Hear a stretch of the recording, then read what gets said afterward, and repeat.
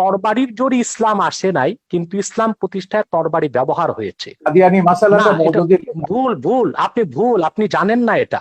আমি open challenge করব, জাকির নায়েকের এমন একটি বক্তব্য কেউ দেখাতে পারবে না যেখানে তিনি যেখানে তিনি সন্ত্রাসকে উস্কে দিয়েছেন। জাকির নায়েকের কোন একটি বক্তব্যে এটা দেখানো যাবে না। এটা কেমন ধর্মনিরপেক্ষতা আপনার? আপনার তো 57 ধারায় সব ব্লগারদেরকে গ্রেফতার করা হয়েছে। আপনার ব্লগারদেরকে হত্যার আগে কাউকে গ্রেফতার করা হয় নাই। যখন সরকার দেখেছে একটি ব্লগার বাংলাদেশে আর বেঁচে থাকবে না, তখন ব্লগারদের নিরাপত্তার জন্য তাদেরকে গ্রেফতার করা হয়েছে। তাদের আচ্ছা, দেলোয়ার হোসেন সাঈদীর ওয়াজকেও আপনি ওয়াজ বলবেন না? সাঈদী সাহেব তো দীর্ঘদিন যাবৎ ময়দানে নেই। তিনি বলেছেন যে অন্য ধর্মের মানুষকে হত্যা করতে। বাংলাদেশে যতজন ওয়াজকারী আছে সবচেয়ে পপুলার, সবচেয়ে বেশি পপুলার হচ্ছে সাঈদীর, এবং আপনি বাসে টাসে সব জায়গায় সাঈদীর ওয়াজই শুনবেন। তো যাই হোক, আমার কথা হচ্ছে আব্বাসী সাহেব, তিনি এদেশের মানুষের মন জয় করতে পেরেছিলেন।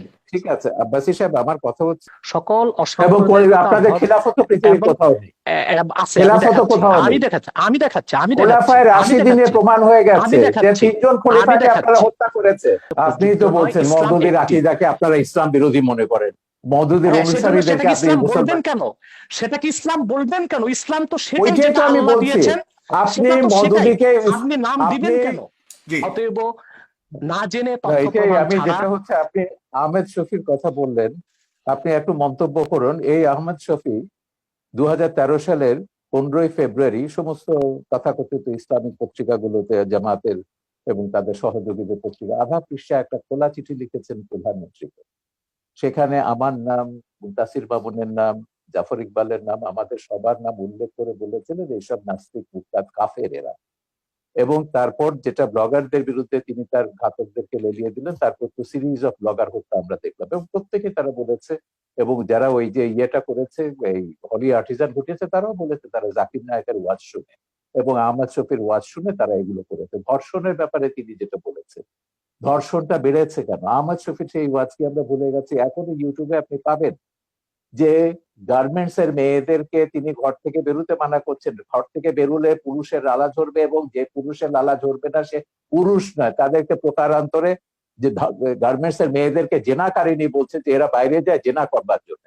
এবং আমার ও ছবি তো ওখানে আছে, একজন এসে বলেছেন যে ইসলামী আইন অনুযায়ী তিনি প্রমাণ ছাড়া এমন কথা বলতে পারেন না, সেই অনুযায়ী তার 80টা দৌড়া পেতে হবে। আমি সেইখানে যাচ্ছি না, আমার কথা হচ্ছে দিস ইজ বাংলাদেশ, এটা বাংলাদেশ। এখানে এখনো ইসলামী হুকুমত কায়েম হয়নি, এখনো কোরআনের আইন কায়েম হয়নি। বাংলাদেশ চলবে বঙ্গবন্ধু যে সংবিধান দিয়ে গেছেন সেই সংবিধান অনুযায়ী। যেদিন আপনারা খিলাফত কায়েম করবেন সেদিন আপনাদের কোরআনের আইন কায়েম করুন, আমাকে 100 বার আপনারা হত্যা করুন, তাতে কিছুই যায় আসে না। কিন্তু কথা হচ্ছে যতক্ষণ পর্যন্ত এটা বাংলাদেশ আছে ততক্ষণ পর্যন্ত বাংলাদেশের সংবিধানের মূলনীতি আপনাকে বিশ্বাস করতে হবে, আমার বাঙালিত্বের চেতনাকে বিশ্বাস করতে হবে। ধর্ম আমি 100 বার বদলাতে পারি, কিন্তু আমি কখনো আমার এথনিক আইডেন্টিটি, বাঙালি সত্তা, আপনিও এখন বাংলায় কথা বলছেন, আপনি নিজেও একজন 1000 বছর ধরে আপনার পূর্বপুরুষরা বাঙালি ছিলেন, এবং ইসলাম গ্রহণ করবার আগে অন্য ধর্ম ছিল কিংবা কোনো ধর্ম ছিল না। ধর্ম আপনি বদলাতে পারেন, কিন্তু যেটা আপনি বদলাতে পারেন না সেটা হচ্ছে আপনার জাতিসত্তা, এথনিক আইডেন্টিটি। এথনিসিটি অনুযায়ী আমরা 5000 বছরের একটা প্রাচীন জাতি, এই প্রাচীন জাতির আমাদের একটা সভ্যতা আছে, ঐতিহ্য আছে, এবং সংবিধানেও এগুলো রক্ষার কথা দায়িত্ব রাষ্ট্রকে দেওয়া হয়েছে। আমাদের ঐতিহ্য এগুলো আমাদের রক্ষা করতে হবে, তারপরে আমরা যে যা ধর্ম পালন করব। কেউ যদি ধর্ম পালন না করে তারও এই দেশে থাকবার সমান অধিকার মর্যাদা দিতে হবে, এবং আছে সংবিধান অনুযায়ী সেটা আছে। আমার কথা হচ্ছে সহিষ্ণুতা প্রদর্শন করুন, সৌভ্রাতৃত্ব প্রদর্শন করুন, ইসলামকে কলঙ্কিত করবেন না, রাজনীতি টেনে এনে সন্ত্রাসকে বৈধতা দিয়ে ইসলামকে আপনারা দয়া করে কলঙ্কিত করবেন না। পশ্চিমারা একটা অজুহাত পেয়ে গেছে, ইসলাম ব্যাশিং একটা শব্দ পশ্চিমে, এবং তাদেরকে গিয়ে বোঝাতে হয় যে না, আমাদের দেশে ইসলাম হচ্ছে এটা সুফিদের ইসলাম, এটা শান্তির ইসলাম, কিছু সংখ্যক বিপদগামী এগুলো আইএস আল কায়দার প্ররোচনায় তারা এগুলো করছে। কিন্তু এই কথাগুলো যখন আমরা ভিন্ন ধর্মকে যখন আক্রমণ করছি ওয়াজের নাম, ভিন্ন মতাবলম্বীদের যখন আক্রমণ করছি ওয়াজের নাম, এবং অশ্লীল কদর্য ভাষায় কথা বলা হচ্ছে, এবং তখন আপনি কি ধারণাটা দিচ্ছেন ইসলাম সম্পর্কে সেটা বলুন। এবং সেইটার যদি বদলা যদি ভারতের হিন্দু মৌলবাদীরা নেয় কিংবা বারবার বুদ্ধিস্ট মৌলবাদীরা নেয়, সেটার আপনি কি জবাব দেবেন? এই জন্য আমি বলি যে বিশ্বের 57টা দেশে মুসলমানরা মেজরিটি, মাইনরিটির রেসপেক্ট করুন, সমান অধিকার মর্যাদা দিন, তাদেরকে ওইভাবে ফতোয়া দিয়ে তাদেরকে হত্যা বা আঘাত করবার ক্ষেত্র তৈরি করবেন না, তাদেরকে প্ররোচিত করবেন না কাউকে যে না শাহরিয়ার কবিরকে হত্যা করলে তুমি বেহেশতে যাবে। এটাই তো তৈরি করা হচ্ছে উন্মাদনা। ব্লগার হত্যার পেছনে এটাই ছিল যে ওকে খুন করতে পারলে, বাবাকে খুন করতে পারলে তুমি বেহেশতে যাবে। জি, জন এটাই সাহেব, আমি আপনার কাছে অনেকগুলি প্রশ্ন দর্শক সারি থেকে অনেকেই লিখেছেন। আমি সব প্রশ্ন করা সম্ভব নয়। প্রায় 9,000 শেয়ার করেছেন, এখান থেকে প্রায় হাজার হাজার মন্তব্য এসছে। কেউ কেউ লিখেছেন, যেমন এম এ বাসিত আশরাফ, তিনি লিখেছেন পৃথিবীতে, শাহরিয়ার কবির সাহেবের কাছে প্রশ্ন করেছেন, পৃথিবীতে প্রথম মানবাধিকার এবং নারীদের সম অধিকারের প্রতিষ্ঠাতা কে? উনি কি জানেন পশ্চিমা বিশ্বের দার্শনিকেরা পৃথিবীর শ্রেষ্ঠ মানব দরদী মানুষ হিসেবে কাকে স্বীকৃতি দেয়? ডেফিনেটলি তিনি কাকে মিন করেছেন আপনি জানেন। সেক্ষেত্রে আপনার বক্তব্য জানতে চেয়েছে এই একজন লেখক। এরপরে রয়েছেন কাফায়েতুল্লাহ সাহেব, আপনার মুক্তিযুদ্ধের অবদান সম্পর্কে জানতে চেয়েছে। এরপরে লিখেছেন, বাংলাদেশের স্বাধীনতা আন্দোলনে যারা যুদ্ধ করেছে তারা কি সবাই স্বাধীনতা বুঝতো? তারা কি জেনে শুনে সবাই মুক্তিযুদ্ধে অংশগ্রহণ করেছে? তাহলে নাস্তিকের বিরুদ্ধে আন্দোলন করতে হলে সবাইকে জানতে হবে কেন? এই ধরনের অনেকগুলি প্রশ্ন করেছেন। মাওলানা ওমর ফারুক লিখেছেন, পারভেজ জুয়েল লিখেছেন, এমডি মাসুম লিখেছেন, শাহিদ আহমেদ লিখেছেন, অনেকেই লিখছেন, লিখে যাচ্ছেন। আপনারা লিখতে থাকুন, আমি সম্ভব হলে কিছু নেব। তবে এই পর্যায়ে অনুষ্ঠানের শেষ প্রান্তে চলে এসেছি, 2 মিনিট করে শুধুমাত্র আপনারা দুজন আবারও শেষ বক্তব্য দেবেন। এগুলো কিন্তু জামাতিদের একটা পরিকল্পিত ব্লগ আছে। যখনই আমি কোনো কথা বলি টক শোতে 1,000 2,000 এগুলো ডিসলাইক আসবে এবং প্রশ্নগুলো করা হবে মুক্তিযুদ্ধ নিয়ে। এটা বলতে বলতে আমি ক্লান্ত হয়ে গেছি। আমার মুক্তিযুদ্ধের কি অবদান আছে, বাংলাদেশের স্বাধীনতা যুদ্ধের দলিলপত্রটা এটা আগাগোড়া পড়ুন। আমি বলে দেবো না কোন পৃষ্ঠা, আপনাকে পড়তে হবে। এই সুযোগে যদি মুক্তিযুদ্ধের ইতিহাসটা আপনাদের মাথায় ঢোকে, পড়ে দিন শাহরিয়ার কবির কি করেছে মুক্তিযুদ্ধে, সাংস্কৃতিক স্কোয়াডে কি অবদান ছিল, সেখানে পাবেন। দ্বিতীয় কথা হচ্ছে মানবাধিকার নিয়ে। এখন মানুষের অধিকার মর্যাদা প্রত্যেককে বিশ্বাস করতে হবে। এই পৃথিবীতে আমি শুরুতেই বলেছি যে আমরা 700 কোটি মানুষের মধ্যে 150 কোটি মুসলমান আছে, 150 কোটি হিন্দু আছে, 250 কোটি 250 কোটি খ্রিস্টান আছে, অন্য ধর্মাবলম্বী আছে, নাস্তিকও আছে। আমাদেরকে এই পৃথিবীটাকে বাসযোগ্য করতে হবে, এখানে বাঁচতে হবে সমান অধিকার মর্যাদাকে রেসপেক্ট করে। আমি শুধু এইটাই বলছি। আল্লাহ মানুষ সৃষ্টি করেছেন, আল্লাহ শুধু মুসলমান সৃষ্টি করেন। এইটুকু অন্তত শ্রদ্ধাবোধটা স্রষ্টার উপর আপনার কোনো ডিরেক্ট কোনো প্রশ্ন রয়েছে কিনা একদম সম্পূর্ণভাবে, যেটা আপনি জানেন যে ডক্টর? না, আমার কোনো প্রশ্ন নেই। আমি তো পরিষ্কার আছি, আমার অবস্থান সম্পর্কে আমি তো পরিষ্কার আছি। যারা বিভ্রান্ত তাদেরকে বলবো যে মানুষকে মানুষ হিসেবে মর্যাদা দিতে শিখুন। আল্লাহ বিচার করবেন কিয়ামতের পরে, কে দোজখে যাবে, কে বেহেশতে যাবে, কে কত পাপ করেছে, গুনাহ করেছে দুনিয়াতে। সেটাকে দুনিয়াতে আপনাকে এই যে জাগতিক শাস্তি, যেটা হচ্ছে ব্লাসফেমির যে কনসেপ্ট, এটা ইসলামের কনসেপ্ট না। কোরআনে কোথাও ব্লাসফেমির জাগতিক শাস্তির বিধান নেই। আল্লাহ নিজে শাস্তি দেবেন তাদেরকে, ব্লাসফেমার্সকে। এখন সেইটাকে আপনি ইহুদি খ্রিস্টান আইনের দিকের থেকে এখানে ইমপ্লিমেন্ট করছেন, আল্লাহর অধিকার আপনি নিজের হাতে তুলে নিচ্ছেন। আমার কথা হচ্ছে বাংলাদেশে তো অন্য ধর্মের মানুষ আছে, 57টা দেশে মুসলমানরা মেজরিটি। এখন আমি যদি এখানে মেজরিটি রুল চাপাই, অন্যান্য দেশগুলোতে যখন তারা তাদের মেজরিটি রুল চাপাবে, সেই সব দেশের মুসলমানদের নির্যাতনের দায়িত্ব, ভারত বলুন, শ্রীলঙ্কা বলুন, কিংবা মায়ানমারের মুসলমানদের নির্যাতনের দায়িত্ব কিন্তু আমাদের মোল্লাদেরকে নিতে হবে। তারা যখন হিন্দুদের উপর, বৌদ্ধদের উপর নির্যাতন করবেন, রামুর মতো ঘটনা ঘটাবেন, নাসিরনগরের মতো ঘটনা ঘটাবেন, বা 2001 সালে নির্বাচনের সময়কার মতো ঘটনা ঘটাবেন। তো সেইটাই আমরা বলছি, আমাদের এখানে সব ধর্মের মানুষ সমান অধিকার মর্যাদা নিয়ে বাস করবে। সব ধর্মের মানুষ মুক্তিযুদ্ধে অংশ নিয়েছে। মুক্তিযুদ্ধে আমাদের কি স্লোগান ছিল, মুজিবনগর সরকারের পোস্টার দেখুন, বক্তৃতা দেখুন, নীতি নির্ধারকরা কি বলেছেন, পরিষ্কার হয়ে গেছে। যুদ্ধের ভেতর দিয়ে আমাদেরকে আপনার কাছ থেকে জাস্ট 1 সেকেন্ড, 5 সেকেন্ড ভাস্কর্য নিয়ে আপনার বক্তব্য শুনতে চাই, যেটা অতি সম্প্রতি অনেক আলোচিত হয়েছে। যখন আমি মিশরে, তখন আমি মিশরে ছিল, মুসলিম ব্রাদারহুড যখন এটা নিয়ে একটা বিতর্ক, সালাফিরা বিতর্ক তুলেছিল, স্ফিংস থাকতে পারবে না। স্ফিংস এটা পৌত্তলিকতা এবং ভাস্কর্যতা।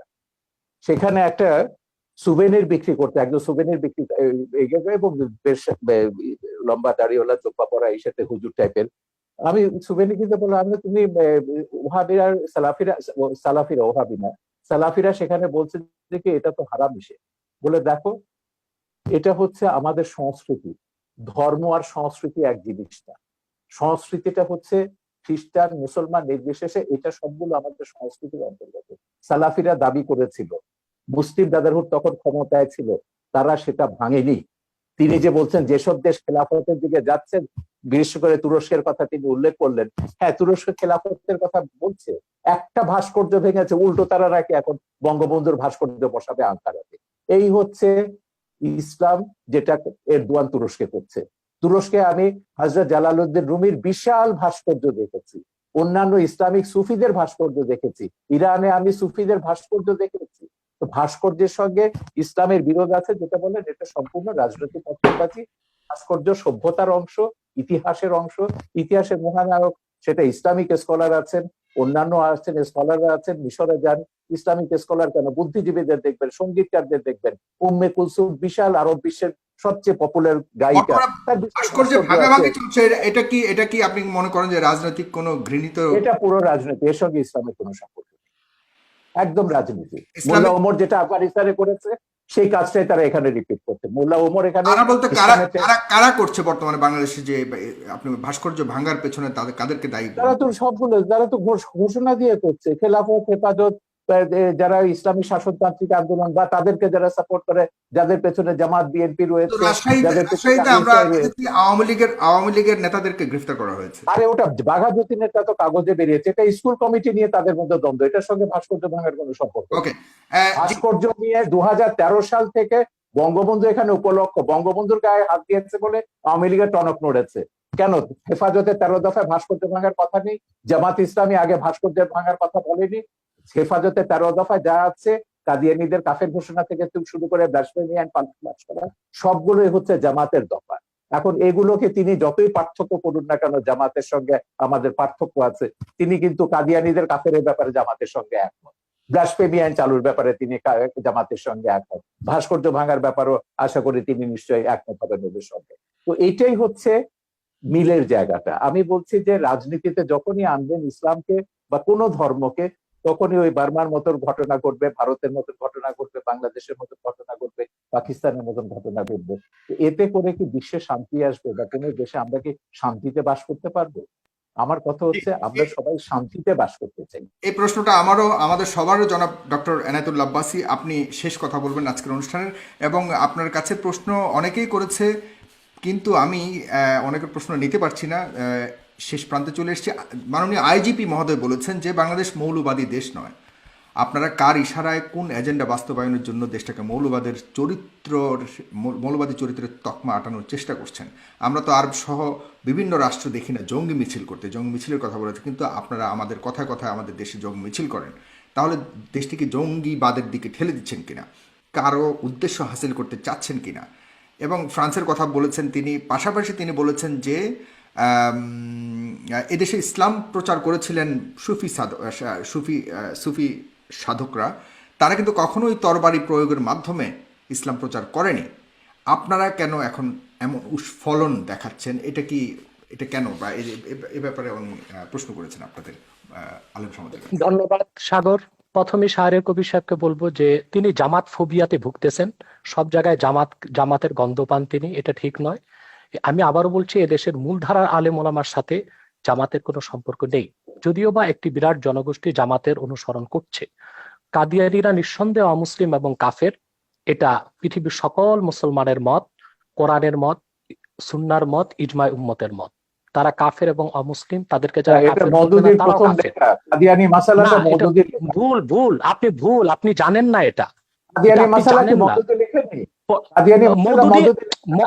আমি বলছি, প্রথম কাদিয়ানীদের বিরুদ্ধে আন্দোলনের ডাক দিয়েছেন আল্লামা ইউসুফ বিন নুরি রহমতুল্লাহ, করাচি ইউসুফ বিন নূর মাদ্রাসার যিনি মোহতামিম ছিলেন। আন্দোলনে পুরোধা নেতৃত্ব দিয়েছেন আমার ওস্তাদ মোহতারাম আল্লামা তাকি উসমানী এবং মুফতি শফি রহমতুল্লাহ। সাথে আন্দোলনে যোগ দিয়েছিল আবুল আলা মওদুদি এবং তার লোকজন। বরং পাকিস্তানের সকল ঘরানার মুসলিমরাই কাদিয়ানী বিরোধী আন্দোলনে অংশগ্রহণ করেছিল। দ্বিতীয় যে এবং ওই কথাটি, মামলায় কিন্তু মওদুদির মৃত্যুদণ্ড হয়েছিল, আর কারো না, মওদুদির মৃত্যুদণ্ড হয়েছিল ওই মামলাতে, যেটা সৌদি বাদশার অনুরোধে প্রত্যাহার করা। সেটা মৃত্যুদণ্ড কার হলো, সেটা হয়তোবা পাকিস্তান সরকারের রাজনৈতিক কোনো প্রতিহিংসা ছিল মওদুদির উপর, সেজন্য মওদুদিকে মামলা দেবার চেষ্টা করেছে।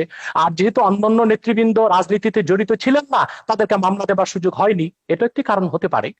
দ্বিতীয় যে বিষয়টি বললেন, ব্লগারদের বিষয়, ব্লগারদেরকে কারা হত্যা করেছে তাদেরকে আপনারা দায়ী করলেন, কিন্তু ব্লগারদেরকে বাক স্বাধীনতার দোহাই দিয়ে মুক্ত চিন্তা লালন করার দোহাই দিয়ে ইসলাম এবং ইসলামের মূলনীতির বিরুদ্ধে অকথ্য ভাষায় গালিগালাজ বিষোদগার তারা যে করলো, তখন রাষ্ট্রীয়ভাবে তাদেরকে কেন বাধা দেওয়া হয়নি?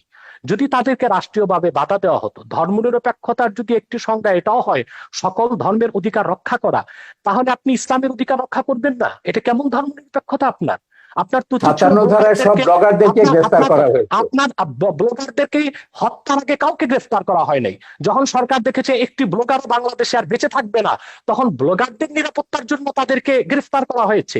কিন্তু যদি ব্লাসফেমি আইন বাংলাদেশে থাকতোই, তাহলে তো ব্লগারদের এই সুযোগ হতো না, তাহলে কারো তো হাতে অস্ত্র নেবার প্রয়োজন হতো না। তৃতীয় যে বিষয়টি আপনি বলেছেন, সুফিবাদের মাধ্যমে ইসলাম এসেছে এবং আইজিপির যে প্রশ্ন এসেছে, আইজিপি মহোদয় এর কথা থেকে তো স্পষ্ট বোঝা যাচ্ছে তিনি ইসলামের প্রতি অত্যন্ত শ্রদ্ধাশীল, হয়তো বা মিস আন্ডারস্ট্যান্ডিং আছে তার। সেটা হচ্ছে তরবারির জোরে ইসলাম আসে নাই, কিন্তু ইসলাম প্রতিষ্ঠায় তরবারি ব্যবহার হয়েছে। তরবারির জোরে ইসলাম প্রতিষ্ঠিত হওয়া এক জিনিস, আর ইসলাম প্রতিষ্ঠায় তরবারি ব্যবহার আরেক জিনিস। ইসলাম যে জিহাদ দিয়েছে তা অনেকটাই ডিফেন্সিভ, অফেন্সিভ নয়। যখন ইসলাম প্রতিষ্ঠার ক্ষেত্রে অমুসলিম শক্তি অন্যায়ভাবে হামলা করেছে, আক্রমণ করেছে, তখনই তরবারির ব্যবহার করতে হয়েছে। এমনকি এই ক্ষেত্রে আমি উদাহরণ দিব মঈনুদ্দিন চিশতি রহমতুল্লাহ। তিনি যখন আজমিরে আসলেন, ইসলামের শাশ্বত বিধান, ইসলামের উদারতার মাধ্যমে ইসলামের দাওয়াত দিলেন, বারবার তাকে আঘাত করেছে সে পৃথ্বীরাজ। তখন ইসলামকে সুসংহত করতে যে মোহাম্মদ ঘড়িকে তিনি আহ্বান করেছেন। তরবারির জোরে তিনি ইসলাম প্রতিষ্ঠিত করেননি, তবে ইসলাম প্রতিষ্ঠার ক্ষেত্রে তরবারির ব্যবহার হয়েছে, সেটা একটা ভিন্ন জিনিস। চতুর্থ যে বিষয়টি তিনি বলেছেন, সন্ত্রাস। সন্ত্রাস তো আমাদের দেশে অনেক রকম সন্ত্রাস হচ্ছে। যারা কলমের মাধ্যমে দুর্নীতি করে হাজার হাজার কোটি টাকা বিদেশ পাচার করছে, তারাও তো সন্ত্রাসী, কলম সন্ত্রাসী তারা। যারা বাংলাদেশে বন জঙ্গল উজাড় করে গাছপালা সবকিছু বিক্রি করে খেয়ে ফেলছে, তারা পরিবেশ সন্ত্রাসী। অনেক রকম সন্ত্রাসী আমাদের বাংলাদেশে আছে। কিন্তু আমাদের দেশে যে অস্ত্র সন্ত্রাসীর কথা বলছেন, এটা জুজুর ভয়। আসলে বাংলাদেশে কোনো সশস্ত্র জিহাদি সংগঠনের অস্তিত্বই নেই। জেএমবি বলে যেটা ছিল, সেটা অনেক তদন্তের বিষয়, সেটার সাথে মূলধারার ইসলামপন্থী ও মাদ্রাসার ছাত্রদের কোনো সম্পর্ক নেই। হোলি আর্টিজানে আমরা দেখেছি যারা সন্ত্রাসী হামলা করেছে বলা হচ্ছে, তারা কেউ মাদ্রাসার ছাত্র ছিল না, তারা ইংলিশ মিডিয়ামের ছাত্র ছিল। যদিও বা তারা বলেছে জাকের নায়েকের কথায় তারা উদ্বুদ্ধ হয়েছে। আমি ওপেন চ্যালেঞ্জ করব, জাকের নায়েকের এমন একটি বক্তব্য কেউ দেখাতে পারবে না যেখানে তিনি যেখানে তিনি সন্ত্রাসকে উস্কে দিয়েছেন। জাকির নায়েকের কোন একটি বক্তব্যে এটা দেখানো যাবে না। মূলত এটা ছিল একটি প্রি প্ল্যান প্রোগ্রাম। জাকির নায়েকের বক্তব্য বন্ধ করা, ভারত থেকে তাকে বিতাড়িত করার জন্য এটা একটি সাজানো নাটক ছিল, এবং তাতেও আমাদের বাংলাদেশের কোনো মাদ্রাসার ছাত্র শিক্ষক জড়িত ছিল না, ইংলিশ মিডিয়ামের ছাত্ররা জড়িত ছিল। অতএব কথায় কথায় সন্ত্রাসের দায়ভার এদেশের আলেম ওলামা, পীর মাশায়েখ ও মাদ্রাসা ছাত্রদের উপর দেওয়া, এটা অবিচার ছাড়া আর কিছুই নয়। এটা প্রত্যক্ষ বা পরোক্ষ যেভাবেই হোক ইসলাম বিদ্বেষ ছাড়া আর কিছু নয়। শিক্ষা ব্যবস্থায় আজকে ধর্মনিরপেক্ষতার প্রভাব বাড়ানো হয়েছে। সেখানে বাংলাদেশের শিক্ষা ব্যবস্থায় যে ধর্মনিরপেক্ষতার প্রভাব আসতেছে, সেটাকে আমরা দেখতেছি ধর্মহীনতা। ইসলামের মূল আকীদা বিরোধী অনেক শিক্ষা আমাদের শিক্ষা ব্যবস্থায় ঢুকানো হয়েছে। যেমন নবম থেকে মাস্টার্স পর্যন্ত প্রাণীবিজ্ঞান, জুলজিতে দ্য থিওরি অফ এভোলিউশন, ডারউইনের বিবর্তনবাদকে ঢুকানো হয়েছে বাংলাদেশে। অথচ সারা দুনিয়ার বিজ্ঞানীগণ একমত হয়েছে, the theory of evolution is not a scientific fact, it is nothing but hypothesis of Darwin. বিবর্তনবাদ এটা বৈজ্ঞানিক কোনো প্রমাণিত বিষয় নয়, এটা হচ্ছে ডারউইনের একটি মন গড়া মতবাদ। অথচ তা আমাদের শিক্ষা ব্যবস্থায় ঢুকানো হয়েছে। যারাই বিবর্তনবাদ করবে, পরকালে তারা অবিশ্বাসী হবে, ইসলাম থেকে তারা দূরে সরে যাবে।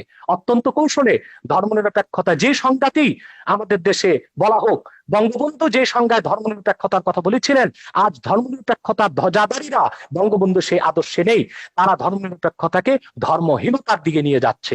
অতএব যদি প্রকৃত অর্থেই বঙ্গবন্ধুর ধর্মনিরপেক্ষতাকে সংবিধানে প্রতিষ্ঠিত করা হয়, সেটা ধর্মহীনতা নয়, বরং তার নাম পরিবর্তন করে এমন একটি নাম দেওয়া দরকার যেটার সাথে ধর্মনিরপেক্ষতার কোনো সম্পর্ক প্রমাণিত হবে না।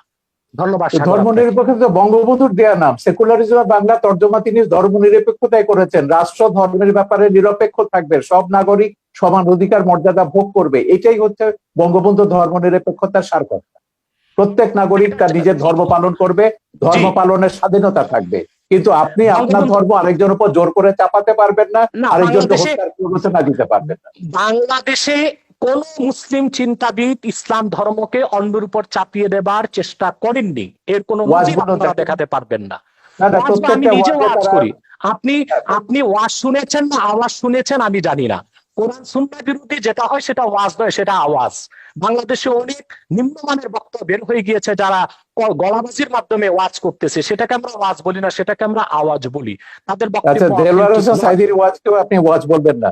সাইদি আপনি সাহেব কি তো দেলোয়ার, দীর্ঘদিন যাবৎ ময়দানে নেই, তার উনি তো তার ওয়াজ দীর্ঘদিন যাবৎ কিন্তু ময়দানে নেই। ইউটিউবে আছে, তার বহু ওয়াজ ইউটিউবে আছে, আমার ছবিতেও আছে। বলুন তিনি একজন প্রকৃত ওয়াজকারী কিনা। তিনি বলেছেন যে অন্য ধর্মের মানুষকে হত্যা করতে, তিনি এটা আমি বলেছেন যদি কোন বক্তব্যে? আমি যদি দেখাতে পারি আমি তার এক বক্তব্য আমার শুনেছি, তিনি ছবিতে, আমি আমার আমি ছবিতে নিজে যেটা দেখেছি। আমি আপনাকে জি, বলি, এদের যে ওই যে মুফতি হান্নানের উপর যে ছবিটা বানিয়েছি, যে সাইদির একজন খুব ঘনিষ্ঠ অনুসারী ছিল যখন সে জামাত করতো, সে প্রত্যেকের নাম ধরে বলেছে, শামসুর রহমান থেকে শুরু করে হুমায়ুন আজাদ থেকে শুরু করে তসলিমা। আমি বলে দেখে লেখা পড়েছে, বলে না লেখা পড়েনি, কিন্তু আমাদের হুজুররা বলেছেন এরা ইসলাম বিরোধী, এরা মুরতাদ, এরা কাফের এবং এরা ওয়াজিবুল কাতাল, ওদেরকে যেখানে পাওয়া যাবে সেখানে হত্যা করতে হবে। এটা পড়ছে, এটা জিহাদ ছবিতে আমি দেখেছি। ওয়াজের সাইদির বক্তব্য আছে, হান্নানের বক্তব্য আছে, মুফতি হান্নানের বক্তব্য আছে, আপনি দেখে নিন, ইউটিউবে পাবেন। আমার মনে হয় জালাল হোসেন সাইদি সাহেব এতটা পাতলা কথা বলার লোক নয়, যদিও বা আমি তার অনেক বক্তব্য শুনিনি। তবে আমি তার একটি বক্তব্যে দেখেছি, তিনি যখন বা ধর্ম মন্ত্রণালয়ের স্থায়ী কমিটির সদস্য ছিলেন, তিনি হিন্দুদের পূজা মণ্ডপে গিয়েছেন এবং তাদেরকে নিরাপত্তার ব্যবস্থা করেছেন, সেটাও তো প্রমাণ রয়েছে। তা আপনি এবং কিভাবে 71 বলবেন যে সালে তিনি হিন্দুদের কি করেছেন সেটা ট্রাইব্যুনালে প্রমাণ হয়েছে। 71 সালে তিনি হিন্দুদের উপর কি করে জোর করে তাকে মুসলমান বানিয়েছেন, তাকে পাকিস্তানিদের ধরিয়ে দিয়েছেন, ও সাক্ষীরা তো ট্রাইব্যুনালে এগুলো প্রমাণ করেছে। সেটা তো ট্রাইব্যুনালের বিষয়, কিন্তু দেলোয়ার হোসেন সাইদি সাহেব মানি ওয়াজ নয়, আর দেলোয়ার হোসেন সাইদি সাহেব মানি এদেশের আলেম ওলামা নয়। সেটা একটি বিচ্ছিন্ন বিষয়কে টেনে সকল আলেম ওলামা, পীর মাশায়েখ এবং ওয়াজ আমি নসিহতের উপর জানি যে সাইদির এইভাবে চেয়ে দায় চাপিয়ে পপুলার দেওয়া উচিত ওয়াজকারী হবে না। আর কেউ নেই বাংলাদেশে। বাংলাদেশে সেটা তার যতজন ওয়াজকারী আছে সবচেয়ে পপুলার, সবচেয়ে বেশি ফলোয়ার হচ্ছে সাইদির, এবং আপনি বাসে টাসে সব জায়গায় সাইদির ওয়াজই শুনবেন। তো যাই হোক, তাতে আমার তো কথা আপনি হচ্ছে তাতে তো আপনি প্রমাণ আমার কথা করছেন হচ্ছে তিনি আব্বাসী জনপ্রিয়, সাহেব, তিনি এদেশের আব্বাসী মানুষের মন সাহেব, জয় করতে পেরেছিলেন। ঠিক আছে আব্বাসী সাহেব, আমার কথা হচ্ছে, আপনি আগেও বলেছেন আমরা ইসলাম বা কোনো ধর্মের বিরুদ্ধে নয়, আপনি শান্তিপূর্ণভাবে ওয়াজ করুন, ইসলামে আহ্বান করুন, কিন্তু সন্ত্রাস, হানাহানি, একে মারো, ওকে ধরো, ওকে জবাই করো, এগুলো, এই হুমকি, রাষ্ট্রকে ইসে করতে হবে, এটা করতে হবে, জেহাদ করতে হবে, এই জেহাদ মানে তো এই যে উগ্রতা। এবং এই উগ্রতার কারণে আপনি কিন্তু ওই যে ইরাকের কথা বলেছেন, আপনি কোথায় ছিলেন আমি জানি না, ইরাকে যখন রাত্রেবেলায় আমেরিকা আক্রমণ করলো, আমরা পরের দিন বিশাল মিছিল বার করেছিলাম ইরাকে আমেরিকার হামলার বিরুদ্ধে। এখন ইরাকে কি করেছে? ইরাকে তো একটা সেকুলার ইস্যু ছিল, ইরাক ছিল সাদ্দাম হোসেনের, এবং সেই সেকুলার কি ইস্যুর পরে করতো কি হলো, সেজন্য ইরাকে, মিছিল করেছেন। ইরাক, হ্যাঁ ইরাক তারপর তো একটা ইসলামিক রাষ্ট্রে পরিণত হলো, এখন তারা জিহাদ করছে। যাই হোক, আমরা আমেরিকার যত জায়গাতে জেহাদিদের, এই যে তালেবান, আল কায়দা, এটা আমার ছবিতেই আছে, আমেরিকা কি করে এদেরকে তৈরি করেছে, জেহাদকে, পলিটিক্যাল ইসলামকে কিভাবে আমেরিকা মদদ দিচ্ছে, এটা আমার ছবিতেই আছে। সোভিয়েত ইউনিয়নকে ধ্বংস করবার জন্য আমেরিকা পলিটিক্যাল ইসলামকে সবুজ বলয় তৈরি করেছে লাল বলয়ের পাশে। এইটা আজকে সর্বজন বিদিত সত্য। আমেরিকা এখন তৈরি করে, এখন তারা নিজেরা ফ্র্যাঙ্কেনস্টাইনের ভয় দেখছে, 9/11-এর মতো ঘটনা করছে। তো আমেরিকাদের বলেছে, জামাত ইসলামীকে তো এখনো তারা মডারেট ইসলামিক পার্টি মনে করে, এখনো জামাত প্রেম তাদের কাটেনি। পরশুদিন আমেরিকার স্টেট ডিপার্টমেন্টের সঙ্গে আমাদের একটা দীর্ঘ ওয়েবিনার হয়েছে। তো আমেরিকা বলুন, আমেরিকার শয়তানিও আমরা জানি, ধর্ম নিয়ে যারাই রাজনীতি করেছে তারাই সংখ্যালঘুদের উপর, মানুষের সমান অধিকার মর্যাদার উপর আঘাত করেছে। এগুলো আমাদের ভুলে যেতে হবে। আমাদের কথা হচ্ছে সমাজে সংখ্যাগরিষ্ঠ থাকবে, সংখ্যালঘিষ্ঠ থাকবে, আস্তিক থাকবে, নাস্তিক থাকবে। আমাদের কি করে আমরা শান্তিতে বাস করব, দেশটাকে এগিয়ে নিয়ে যাব। আপনি ধর্ম প্রচার করুন না, শান্তিপূর্ণভাবে ধর্ম প্রচার করার অধিকার তো সংবিধান আপনাকে দিয়েছে। বঙ্গবন্ধুর ওই যে ধর্মনিরপেক্ষতার যে ব্যাখ্যাটা দিয়েছেন, সেখানে বলেছে প্রত্যেক ধর্মের মানুষ শান্তিতে তাদের ধর্ম পালন করবে, প্রচার করবার সব রকম স্বাধীনতা দেওয়া হয়েছে। কেন একটা ধর্ম আপনাকে জোর করে অন্যের উপর চাপিয়ে দিতে হবে? আপনি দাওয়াত দিন শান্তিপূর্ণভাবে, আমাদের কোনো অসুবিধা নেই। কিন্তু শান্তিতে যখন ধর্ম প্রতিপালন করার কথা তো বহু আগে, 1400 বছর আগে আমাদের মহানবী সাল্লাল্লাহু আলাইহি ওয়াসাল্লামও বলে গেছেন। আমার কাছে বলেছেন, আমি সেটাই বলছি, তো আমি সেটাই বলছি, মহানবী কেন, প্রত্যেক মহাপুরুষরাই বলেছেন। কোরআনেও আছে, আল্লাহ প্রত্যেক জাতির জন্য আমাদের নবী দেশে পাঠিয়েছে। অশান্তিটা আপনি কোথায় দেখেছেন? আমি যদি বলি ওয়ার্ল্ড যখন রাজনীতির সঙ্গে ধর্ম যোগ ওয়ার্ল্ড করবে তখন কনটেক্সটে অশান্তি আসবে। উগ্রবাদের কারণ ওই যে উনি যেটা বলেন, আব্বাসী বাংলাদেশ সাহেব যেটা অনেক বললেন, অনেক ভালো অবস্থাতে আছে। জি, আমি তো জানি সেটাকে নষ্ট করবার জন্য তো তারা গৃহযুদ্ধের হুমকি দিচ্ছে এখন। বলেছে 2013 সালের চেয়ে ভয়াবহ ঘটনা ঘটবে যদি বাংলাদেশ থেকে এসব ভাস্কর্য ভাঙা না হয়, সরিয়ে না আনা হয়। গৃহযুদ্ধের হুমকিটা কারা দিচ্ছে? কারা দেশটাকে পরাজয়ের প্রতিশোধ দিতে চাইছে 71-এ? তো আপনি 71-এর পরাজয়ের প্রতিশোধ এখন নেবেন বাংলাদেশকে বললে ওমরের আফগানিস্তান বানিয়ে, আর আমরা চুপচাপ বসে বসে দেখবো? সেজন্য আমরা সরকারকে বলেছি না, সময় এসেছে, কঠোর ব্যবস্থা নিতে হবে। এই দেশে ধর্মের নামে কোনো সন্ত্রাস অনুমোদন করা যাবে না, সেটা যে কোনো ধর্মের নামে। জি জনাব আব্বাস সাহেব। জি, জনাব সাগর সাহেব, উনি যে কথা বলেছেন যে আসলে ওনারা যে ধর্মনিরপেক্ষ এবং অসাম্প্রদায়িক রাষ্ট্র চান, পৃথিবীর পৃথিবীর কোন রাষ্ট্রে সেই কল্পিত ধর্মনিরপেক্ষ রাষ্ট্র বাস্তবে নেই, অসাম্প্রদায়িক রাষ্ট্র নেই। সকল এবং অসাম্প্রদায়িকতা আপনাদের খিলাফত পৃথিবীর এবং কোথাও নেই, আছে, খেলাফত কোথাও আমি নেই। দেখাচ্ছি, আমি দেখাচ্ছি, আমি দেখাচ্ছি, খোলাফায়ে আমি রাশিদিনে দেখাচ্ছি, প্রমাণ হয়ে আমি গেছে যে দেখাচ্ছি, 3 জন আমি খলিফাকে আপনারা দেখাচ্ছি। হত্যা করেছে। শেষ করি, 3 জন আমি খলিফাকে আপনার কথা বলার সময় কথা মুসলমানরা বলি নাই, হত্যা করেছে। সেটাই বলছি, আমি সেটা বলছি, সে কল্পিত ধর্মনিরপেক্ষ রাষ্ট্র, কল্পিত অসাম্প্রদায়িক রাষ্ট্র পৃথিবীর কোথাও নেই। যদি ধর্মনিরপেক্ষতা অর্থ এটাই হয় সকল ধর্মের অধিকার রক্ষা, তো বাংলাদেশে ব্লগাররা যখন তখন ইসলাম বিরোধিতা করে, সেটা ইসলামের অধিকারকে ক্ষুণ্ণ করা হয়, তখন ধর্মনিরপেক্ষতা কোথায় থাকে? ব্লগাররা বাক স্বাধীনতার নামে আল্লাহ রসুল মোহাম্মদ সাল্লাহ আলাইহি সাল্লামের আরশচুম্বী মর্যাদার বিরুদ্ধে বক্তব্য দেয়, তখন ধর্মনিরপেক্ষতার কনসেপ্ট কোথায় থাকে? অতএব ধর্মনিরপেক্ষতা যারা বাংলাদেশে করতে চায় তাদের উদ্দেশ্য হচ্ছে ইসলামকে ঠেকানো, এছাড়া আর কিছুই নয়। দ্বিতীয়, তিনি খেলাফত রাষ্ট্রের কথা বলেছেন।